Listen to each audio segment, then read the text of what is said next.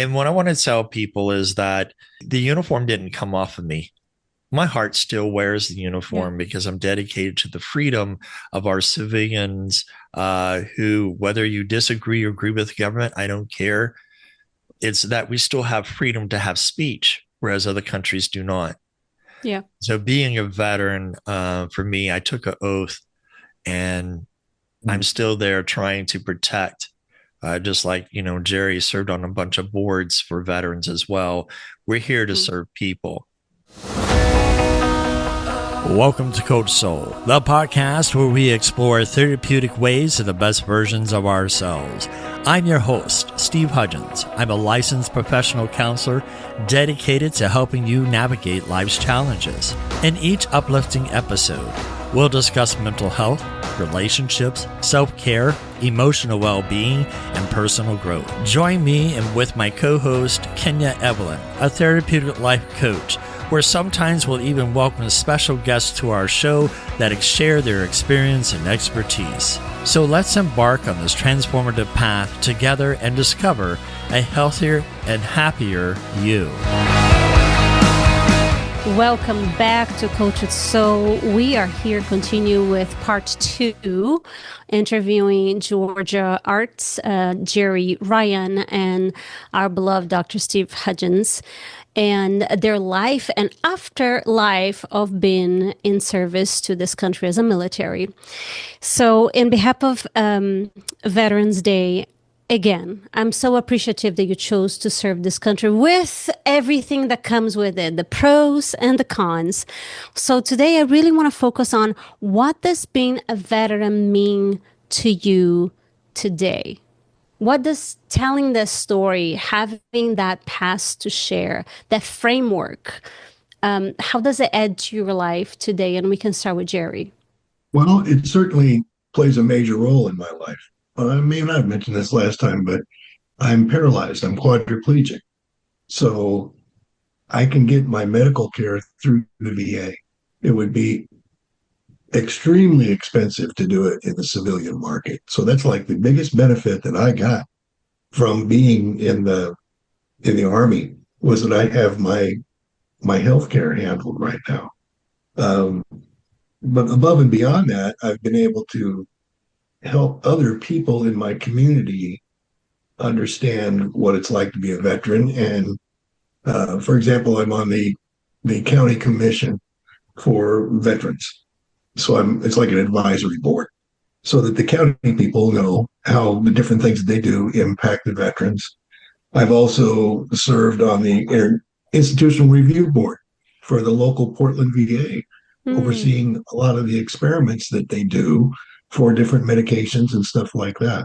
And I was also on the board of the Paralyzed Veterans of America for Oregon for their chapter. So it's played a lot into what I've done in the last 30 years, wow. really.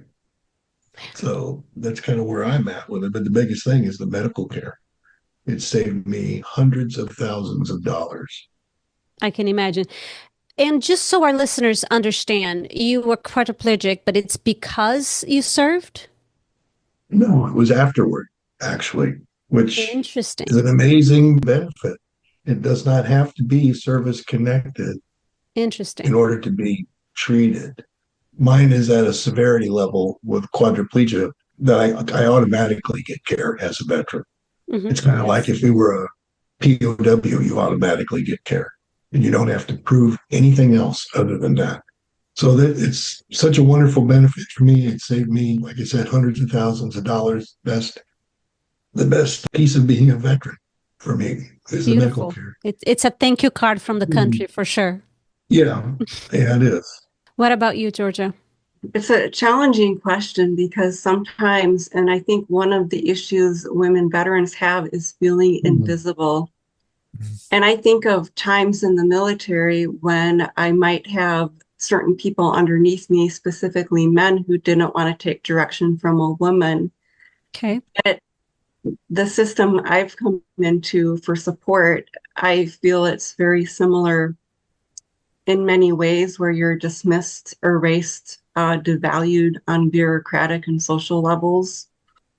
in the end of my career, I experienced professional identity theft. It's when you have, like, say, someone above you, like a superior, who has, maybe they are, I don't think identity insecure is what I want to call them, but they become everything that you were as you become erased. And that's something I went through, and trying to come into the VA system for support with everything that happened on an identity level.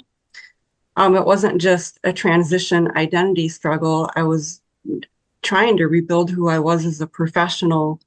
The things I faced in the VA are just beyond anything that could be okay. And being a Gulf War veteran, I am rated for Gulf War injury, chronic fatigue syndrome. 10 years later, they have never given me an answer. They've never treated the condition. I've nearly found myself on the street, being in so much debt, trying to find cures and answers, which I finally did. And that's why I'm here. So I've probably really struggled. I am so sorry you went through that, Georgia.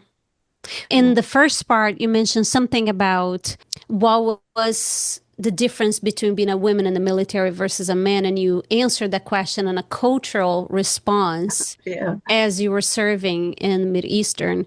But today you gave us a little bit more of a glimpse of hierarchy. Was it that way the entire time that you were in service? No, it was only in certain environments. I mean, I'd had great supervisors, great work centers, and in the end, the work center I had it was dark triad personalities, and I didn't know how to pivot. I was so handcuffed to my retirement, thinking, you just have, I was counting down the years, the days, the months. But what I didn't see is how I was in burnout and what burnout does to your brain. You can't make decisions. And I didn't know what burnout was. And because you were in a toxic environment, it becomes normal and you survived that day. What's another day? But it caught up with me. And one day I found out that I couldn't think, I couldn't create to the level I created, I couldn't teach. And I had no explanation for what happened to me. So I would start getting written up in my performance appraisals. I even had medical notes, but sometimes that doesn't matter. But I've learned a very hard lesson, and it isn't for the lack of open doors. There was plenty of open doors where I could have pivoted.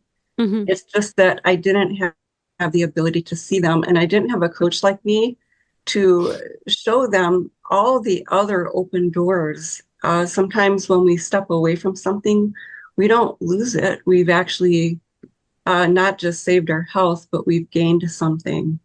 Thank you for the story, Georgia. I appreciate you. And you look amazing. So your afterlife might have taken a minute. Yeah, it took a hot while to get back to this point. Wonderful. What about you, Steve? How was military afterlife?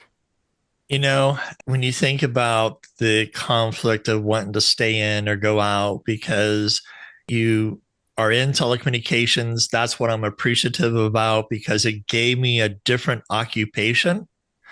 So I moved from Fort Hood, Texas to Tulsa area to work in the telecommunications field for MCI. At the time, it was WorldCom. And of course, MCI bought out WorldCom, and there was a fiasco of cooking the books. The CEO went to prison for 20-something years for the tasks that took place. So as a veteran, I was also doing reserves.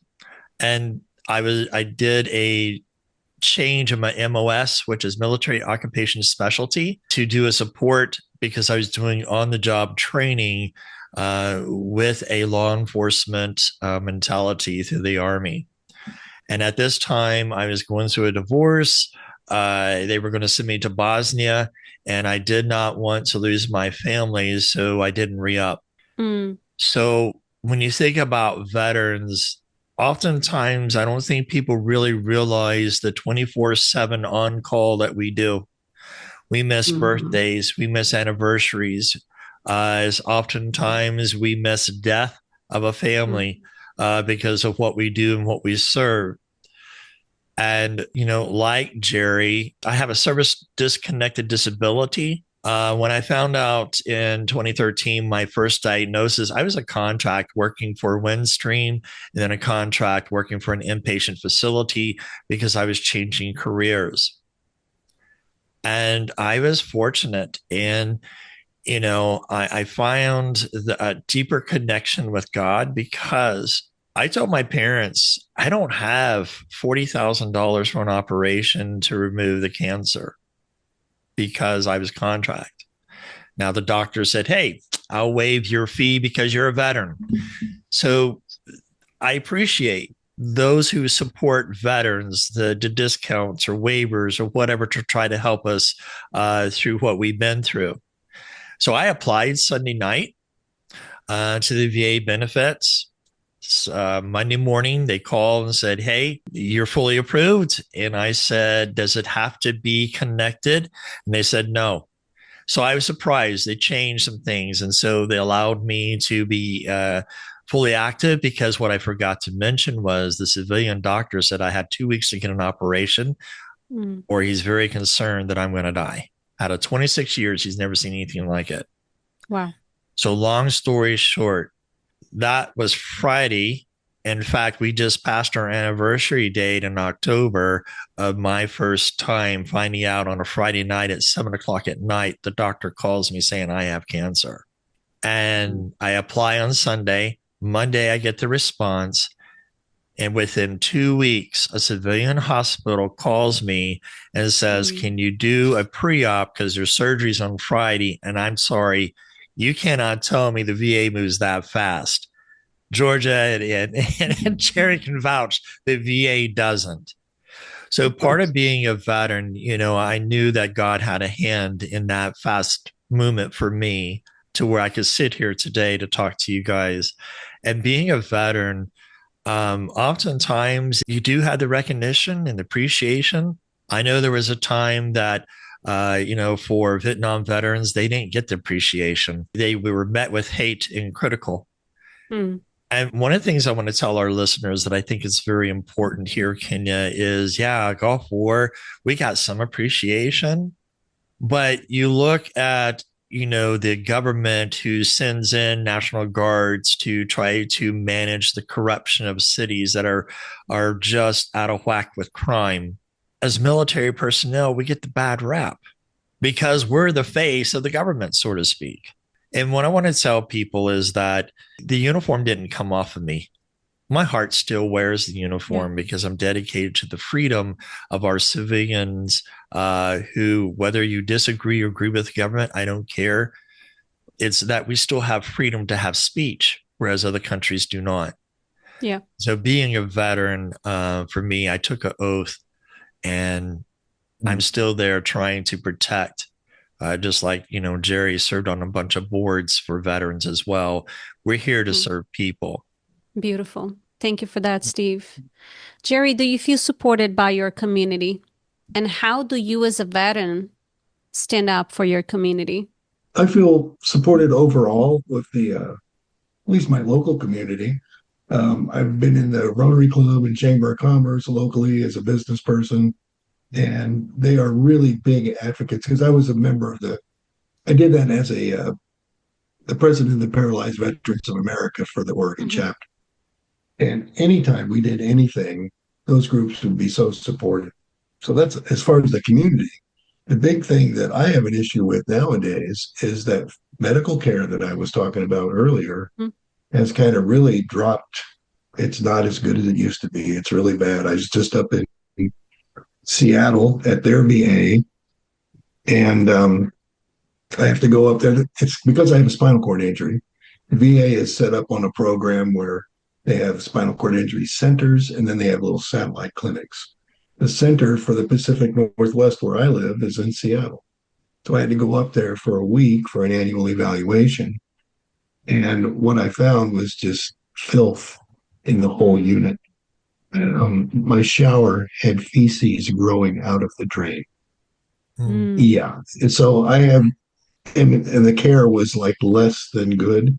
So basically now I am advocating. I've sent a letter that had over 30 carbon copies go out to, starting with the president, vice president, joint chiefs of staff, and the VA, all the senators locally, all these people just saying this is not how veterans should be being treated. This Yep. place is filthy. And these are people with spinal cord injuries who have respiratory problems to start with, and you're putting them in this environment. There's mold growing on the ceiling. I mean, this is not good what's going on there now. So that's my biggest thing is the VA itself isn't as Yes. supportive Mm-hmm. as it should be. And when I reported all this stuff to the staff, they told me that they've been complaining about this for years and nothing's changed. So I even sent it to the media in Seattle and Portland that somebody needs to get on this. I mean, this is not acceptable. It's not Exactly. acceptable for anybody, much less a veteran. And so that's about the only place where I see Mm-hmm. a lack of support is in the very system that is supposed to be giving us support. Do you think that this is just your state or overall? Vet care has I'm pretty gone sure- down. Well, I'm pretty sure it's overall because the Seattle VA, they are the spinal cord center for anybody with spinal cord injury in Alaska, Idaho, Washington, and Oregon, and part of Montana. That's the hub for all the little spoke satellite places. But yeah, the quality of care. And what was the most shocking was the fact that the staff knew and had been reporting it, and nothing has changed. So that's why I did that big letter out to everybody, from God and everybody down that needs to know this, that this is what's happening in the veteran hospital system. Yeah. Perfect. More voices standing up together. Yes, because in one sense, thank you for taking care of the veterans. And now it's like, okay, what's the standard of which you're bringing your veterans to be cared for? Exactly. Beautiful. Thank you, Jerry. What about you, Georgia? I'm a member of my local Chamber of Commerce. I feel pretty well supported by them, but there are elements in my community I don't feel very well supported by. Some of them would be some of the nonprofits that exploit veteran stories and veteran businesses in the name of faith. That would be one. My local VA, I'm kicked out of. I was kicked out back in 2016. I was medically retired in 2015. I could fight it, but my spirit was so broken. I was so beaten down, psychologically unsafe. When you get up and stand up and yell at somebody, when you raise your voice and yell at them, when you threaten them with fake diagnoses of hypochondriasis and GAD, I didn't have generalized anxiety disorder. My whole system was upside down from working in a toxic job. And I am a Gulf War veteran, so diagnosed later with, they call it HPA axis dysfunction. It means your whole system is out of whack. And mitochondrial metabolism disorder, those are two top things that a lot of Gulf War veterans have. It means your whole energy production system is compromised. It has taken years in working with doctors who do actually treat chronic fatigue to get back to this point. Every time I've tried to re-engage, I'm grateful for what Jerry does, but I feel like it has just drained my mental health and taken it from a good state into this drain that I don't need to be in. And that's partly why I have never re-engaged, and maybe I'm not strong enough, I'm not sure. But I think a lot of Gulf War veterans historically have had a ton of issues with the VA. So it's not unheard of, it isn't uncommon. But if somebody doesn't understand what's going on with you, you didn't make it up. I mean, I'm a professional woman, and this goes back to healthcare. I remember when I started not feeling well in my career. I mean, I was working 12.5-hour shift work instead of 120 hours in a pay period. It'd be like 180. Neighbor's dog would bark, and here you're trying to sleep during the day. So, I mean, if you had just a couple of hours of sleep before a shift, that would be it. at some point, my body, I remember when things began breaking down, but I didn't know how deep of trouble I was in until I started getting this brain fog, hormone imbalance sets in. I have so many things circling me. And by the time 2015 hits, I'm medically retired. I'm in 100% collapse. The fact that the VA didn't know what to do with me. Mm. I was so medicated, drugged to some other planet, loaded up on benzodiazepines, and they kept saying, no, there's no side effects. And they kept telling me that, and they did some crazy stuff. And it wasn't just them. I mean, I had been in multiple medical systems by that point, and nobody was checking records. But they had loaded me up on multiple benzodiazepines at one time. And I learned later that was a problem, but I didn't know why it was a problem. I just remembered that. And so they took one away, but I had spent several years in prescription drug withdrawal. Wow. And nobody caught it. Isn't that kind of a licensing problem? I don't know. And then they tried to cover it up in their records. And yeah, and when they put self-medicating in their records, that was my meltdown moment. Mm. I have never went back. I'm so terrified of doctors. I avoid them. I like you guys. You guys are awesome. But yeah, I have a fear. But I love the doctors I do have. I have some great functional medicine doctors that have worked miracles on me. Mm. But after everything I went through, it was this overload. And it's weird because before I had been retired in 2015, a doctor stepped forward to tell me, and they said, you need to figure out the prescriptions you're on because I consider that you're criminally drugged. What do you do with all that information? I didn't tell anybody what I was told. I will never release the doctor's name. But I went back to the VA. I was going to the pharmacy and they would claim nothing was wrong. But then they suddenly switched their prescription from take every night to PRN. And I didn't know what that meant. And they said, you're going to still take it the same way. Well, I later find out years later, trying to find all these answers that means take as needed. So I don't know what they did. I do know what they did, but why didn't they ever tell me? Why didn't they ever try to right the situation? So I have a legitimate reason to be terrified of doctors. Mm-hmm. But I've told my story. I could take it further, but I've realized how life is so short. You can spend it fighting people, or you can spend it living out the days you have helping people. And that's what I do now, kind of on an identity level, not on a medical side, but helping people redevelop who they are as a professional. So really just personal development. A lot of people don't have the tools to tap into who they are, whether it's the MBTI, Clifton Strengths, and there's a lot of other tools, and they get stuck like I did. They don't know how to pivot. Mm-hmm. And that's where I come in. And when I have clients I can't help, well, there's Dr. Steve and Dr. Jerry. Mm-hmm. You might be receiving some people I work with. So beautiful.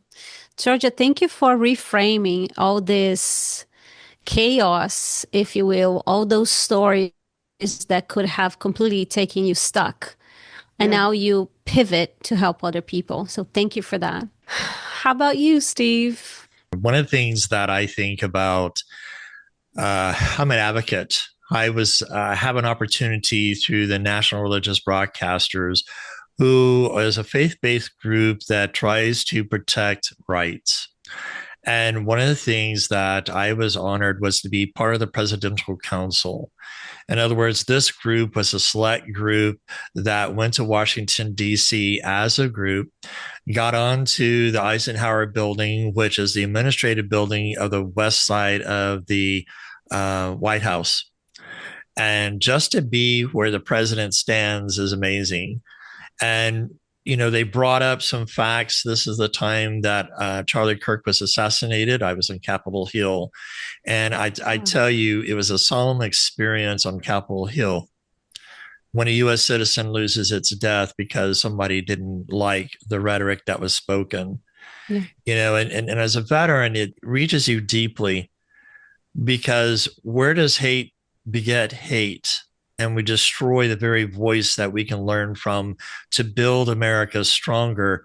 Doesn't matter about our differences, is what can we use with the differences of stones that can build a bridge and not a wall? And so I've been in correspondence with the White House in regard to stories like Georgia, like Jerry's and myself, and a couple of others that I gave to the White House. Those who are policy makers, I have access to them thanks to the organization that has done that. The national religious broadcaster, the CEO, Troy Miller, is a military veteran himself and prides in the joy of military.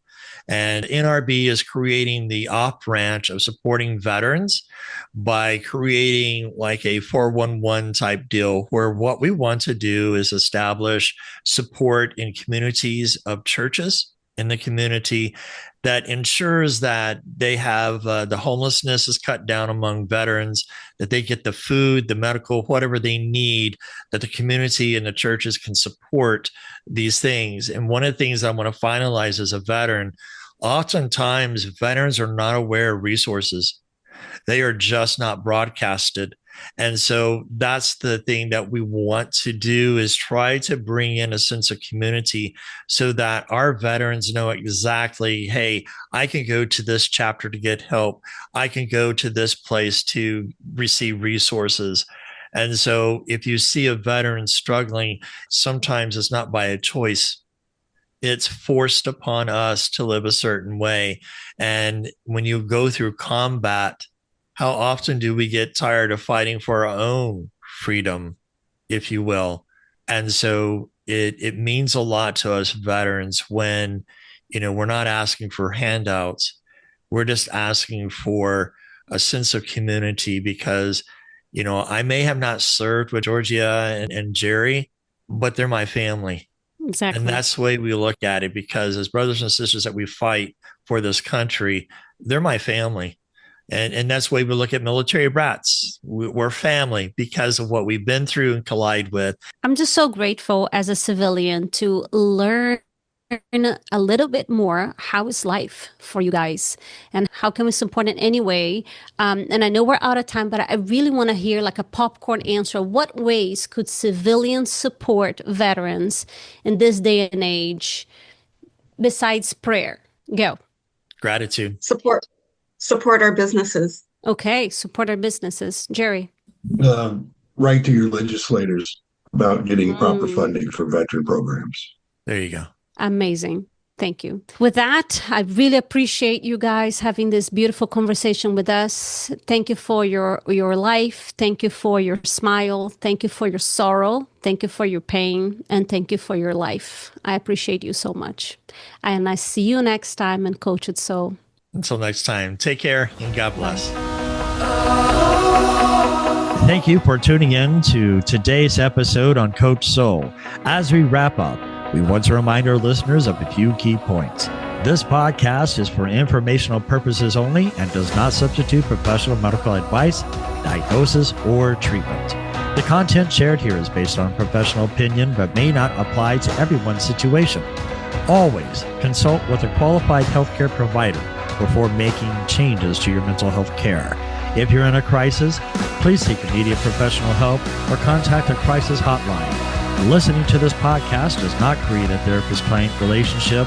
For personal advice, please consult with your licensed mental health professional in your area. Remember, your mental health journey is unique. While we hope this information is helpful, it is crucial to work directly with the qualified personnel for your specific needs. Thank you again for tuning in to Coach Soul, and we'll see you next time.